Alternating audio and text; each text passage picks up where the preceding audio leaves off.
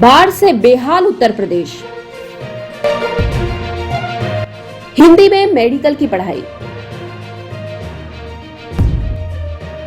Are पार की लड़ाई की तैयारी में पुतिन। हिजाब विवाद पर यथास्थिति। नमस्कार, मैं हूं रूपाली वर्वे और आप देख रहे हैं वेब दुनिया की खास पेशकश WD नाउ, जिसमें बात करेंगे सप्ताह भर की सुर्खियों की।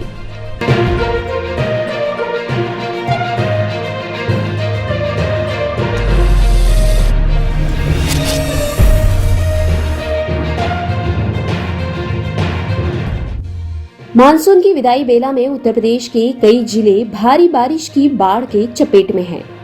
राज्य के 21 जिलों के सैकड़ों गांव बाढ़ से प्रभावित है। गंगा, शारदा, घाघरा, राप्ती और कुआनो समेत अनेक नदियां उफान पर है।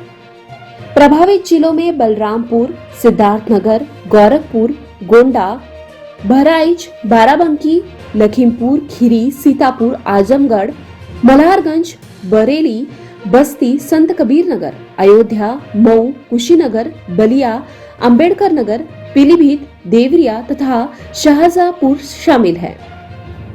मुख्यमंत्री योगी आदित्यनाथ ने भी बाढ़ प्रभावित इलाकों का दौरा किया और प्रभावितों से मिलकर उनका हाल जाना। उन्होंने कहा कि इस अप्रत्याशित बाढ़ के संकट में केंद्र और राज्य सरकार प्रभावित लोगों के साथ खड़ी है। योगी ने अधिकारियों को बाढ़ प्रभावित परिवारों को युद्ध स्तर पर राहत सामग्री वितरित करने के निर्देश दिए।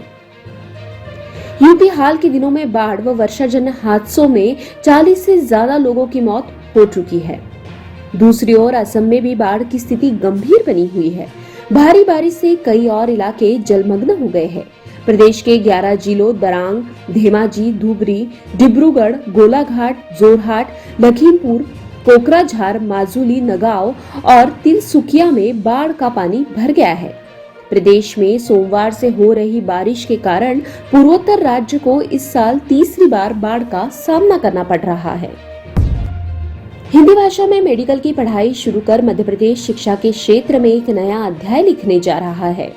हिंदी में मेडिकल की पढ़ाई के लिए MBBS के पहले साल के 3 किताबें एनाटॉमी, फिजियोलॉजी और बायोकेमिस्ट्री तैयार की गई हैं। इन पुस्तकों को तैयार करने में 97 एक्सपर्ट डॉक्टर्स की मदद ली गई है। साथ ही मेडिकल का कोर्स हिंदी में तैयार करने के लिए 14 सदस्यीय कमेटी भी बनाई गई है।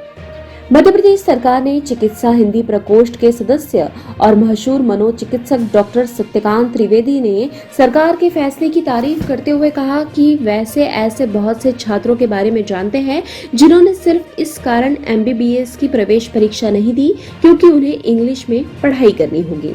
उन्होंने कहा कि हिंदी में मेडिकल की पढ़ाई शुरू कर मध्य प्रदेश अन्य राज्यों के लिए एक रोल मॉडल बनेगा।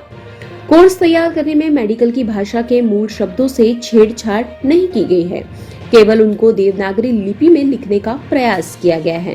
हालांकि राज्य सरकार के लिए मेडिकल शिक्षा के लिए हिंदी में पुस्तक उपलब्ध करवाना आसान नहीं होगा, लेकिन इसे हिंदी की दृष्टि से अच्छी शुरुआत कहा जा सकता है।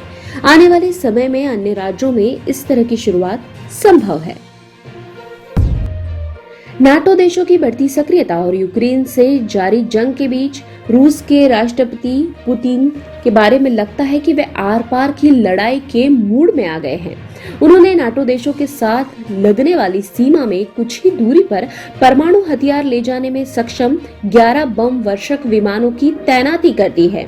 एक सैटेलाइट इमेज के नॉर्वे की सीमा से 20 मील की दूरी पर रूस के Tu-160 और Tu-95 बम वर्षक विमान देखे गए हैं। Tu-160 को रूस का सबसे घातक विमान माना जाता है। ऑपरेशन के दौरान यह 7,500 मील की दूरी बिना रुके तय कर सकता है। हालांकि रूस के विदेश मंत्री सर्गेई लावरोव ने कहा कि मॉस्को परमाणु हथियारों का सहारा उसी स्थिति में लेगा जब रूस को तबाही का सामना करना पड़ेगा। रूस ने हाल ही में यूक्रेन पर ईरान में बने कामिकेज ड्रोनों से हमला किया और मिसाइलें दागी।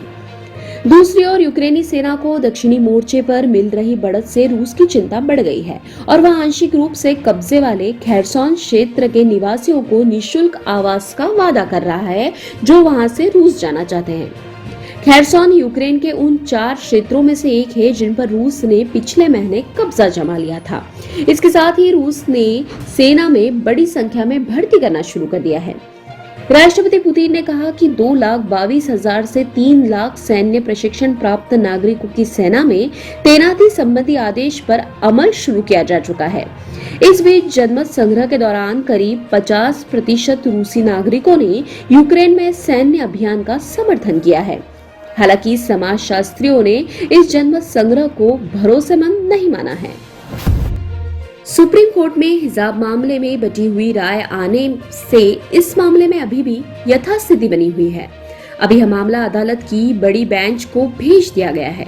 सुप्रीम कोर्ट के जस्टिस हेमंत गुप्ता ने कर्नाटक हाई कोर्ट के फैसले को चुनौती देने वाली याचिकाओं को खारिज कर दिया। जब तक बड़ी बेंच कोई फैसला नहीं सुनाती है, तब तक कर्नाटक हाई कोर्ट का फैसला लागू रहेगा। दूसरी ओर AIMIM नेता असुद्दीन ओवैसी ने हिजाब का विरोध करने वालों पर तीखी टिप्पणी की है।